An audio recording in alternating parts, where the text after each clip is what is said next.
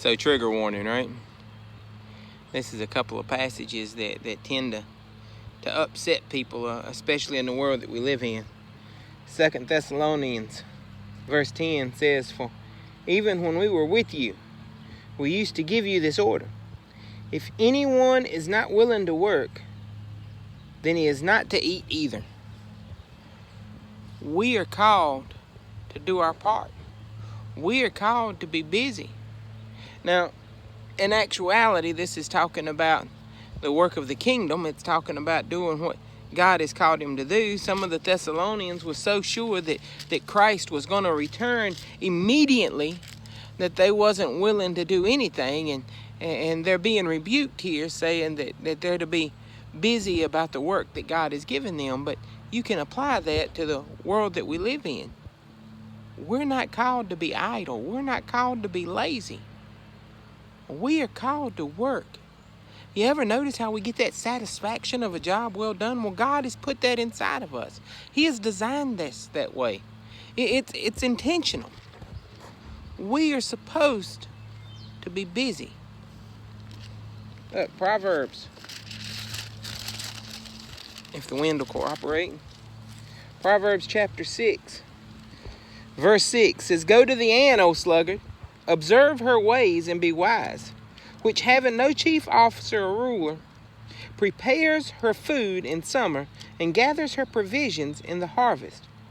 How long will you lie down, O sluggard? When will you arise from your sleep? A little slumber, a little folding of hands to rest.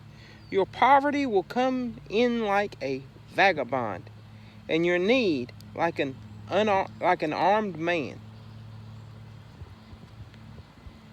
We're called to be busy. The church is called to offer help. The church is called to offer charity, brotherly love. Our government's even set up for it. We have a welfare system to help take care of people, but it's not designed to be a lifestyle. It's not designed to be something that you pass on from generation to generation. It's to be a helping hand. It's to be a rise up. It's to help you better yourself and better your circumstances, not for you to stay in the same place. All of that to bring me to this.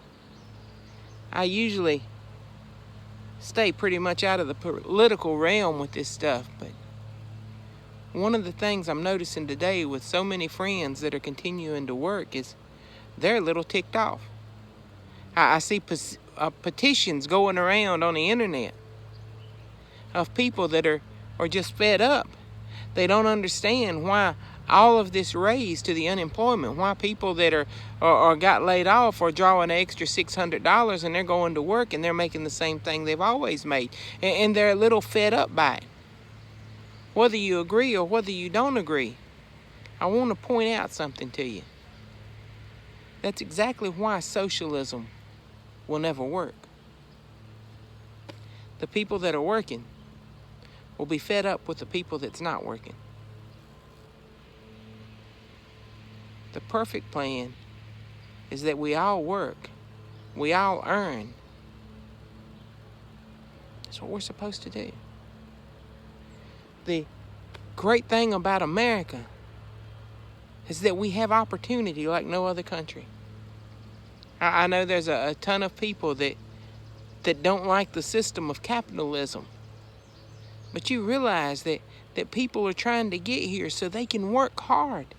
A lot of them work 2 or 3 jobs, and they set up a business, they set up a plan, and they actually make something of themselves. They leave a legacy for their children after them, not come to suck up welfare. The amount of people that do that are few. When somebody comes to this country, they come looking for a better life than they had where they was. But we as Americans feel entitled that somebody's supposed to take care of us. And that's why we buy into all of this junk. But the truth is, it'll never work. We are designed to work, make a way for ourselves. We're supposed to take care of our families. We're supposed to serve. I just wish that we would get a grasp of what God has for us.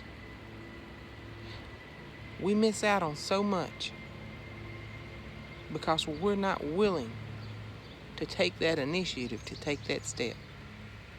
God bless you guys.